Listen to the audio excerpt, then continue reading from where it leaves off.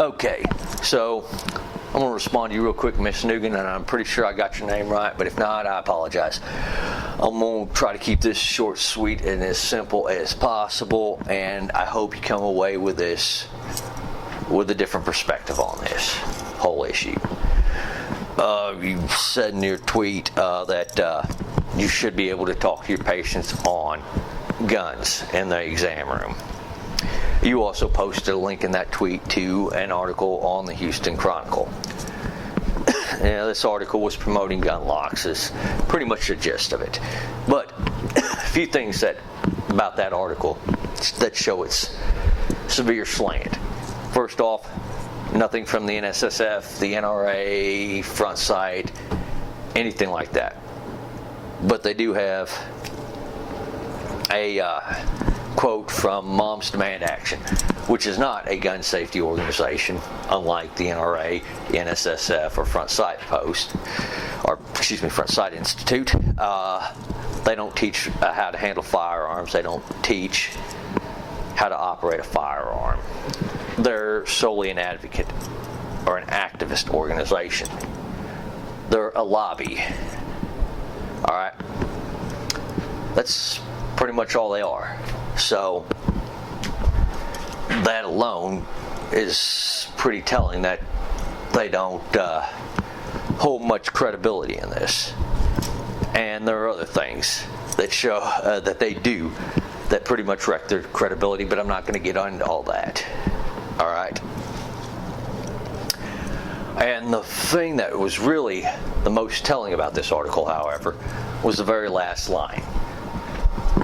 And assuming that Sheriff Garcia's answer was in context, he was answering a question of a concern that some people might have that these locks are going to render the firearms that they use for personal protection inoperable. To this, and this response right here, was the thing that kind of gave his mentality away to me. Assuming this response that he gave was in context. He said, well, life trumps everything else. Okay, that right there shows his mentality right there. If he's going to give such a non-answer like that, then he's killed his credibility with me. Right? What do I mean by non-answer? Well, I'm going to demonstrate. Say John Doe buys a firearm to protect himself and his family. Okay? John Doe hears on the news that there's a kid that was accidentally killed, so John Doe goes and asks Sheriff Garcia about this. All right, Sheriff Garcia recommends that gun lock, shows him how to use it. John Doe brings up that question, and of course, Sheriff Garcia gives the same response. Okay, so John Doe doesn't think anything of it. He's like, you know what, you're right, I don't want an accident to happen. Now, if John Doe is not aware that firearm accidents are a very rare occurrence in this country, when you put into context some of the other accidents that happen in this country, However, John Doe sees those accidents on the news and he doesn't want it to happen to his family. Understandable from his point of perspective, because he hasn't really actually looked at the numbers or taken the time to think about the numbers and the context of that situation. So one night, several intruders break into John Doe's home. Well, let's say 3. All right. So now John Doe doesn't have time to get the key to the gun lock, then retrieve the gun, then unlock the gun, then load it. And right before he's able to get the gun lock off completely, it's too late. The intruders end up killing his wife, killing one of his kids, severely injuring another one, severely injuring him, walking off with his gun. All right. A week later, John Doe gets out of the hospital. All right. He's still kind of grieving for the loss of his wife and his kids. Well, he's really grieving for the life of his He's still grieving for the loss of his wife and his kid. And he thinks back to that night and the advice that Sheriff Garcia gave him. Given Sheriff Garcia's previous response, what do you think his response is going to be now? Do you think he's going to admit that, maybe that gun lock did prevent John Doe from protecting the life of his wife and his kid? I'd highly doubt it.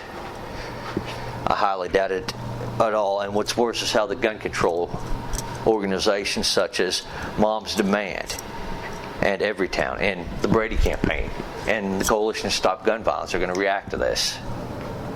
They're going to say, well, you see, a gun can't save anyone's life, despite the fact that that gun lock that they preferred to have on that gun, that they really are demanding just be put on every gun, was the very thing that cost John Doe's wife and kid their lives. But despite this article, you still haven't told me, this article still doesn't tell me how you yourself are qualified to talk to your patients about guns.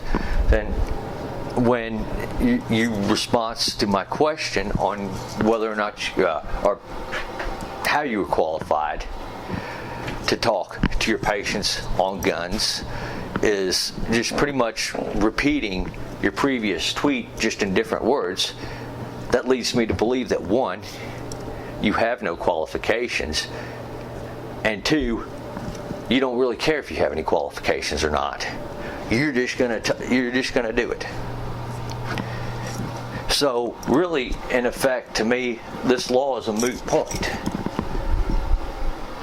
It really is, because you're not qualified to even talk on to talk to any of your patients about stuff like, say, firearm storage, because it seems like you yourself do not know. And the very law you're complaining about does not prevent you from asking your patients, who are a threat to themselves and other people, whether or not they have a gun. There's nothing in the law that prohibits that. What that law prohibits is, say, little Johnny's parents take him in to see you after he fell off his bike, so he can get stitched up and you can check him to make sure there's no other injuries. That you don't, while stitching him up, say, hey Johnny, could you tell me, do you know if mommy and daddy have guns in the house? That's that part of that law. That law right there, that restriction, I fully support.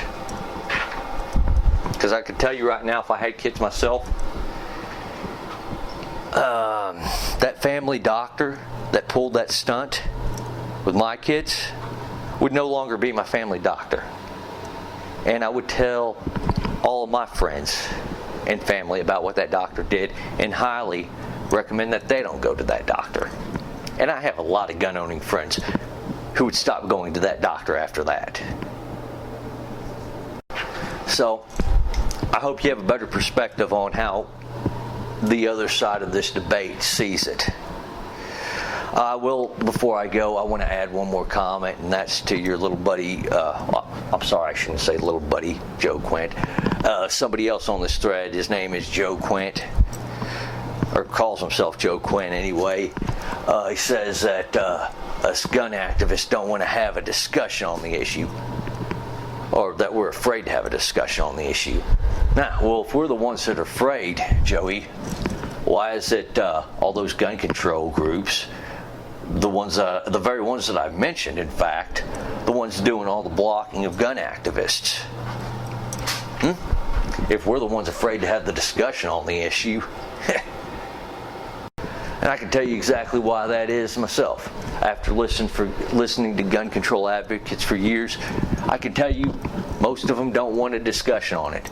All they want to do is shut out anybody who disagrees with them, and they want to keep on repeating what they have to say over and over and over again. They only want their side of the story being heard. In essence, all they want is an echo chamber. So no, us supposed gun activists are not afraid of having a debate on the issue. What we are Well, we are, however, kind of suspect of your side being afraid to actually have that debate.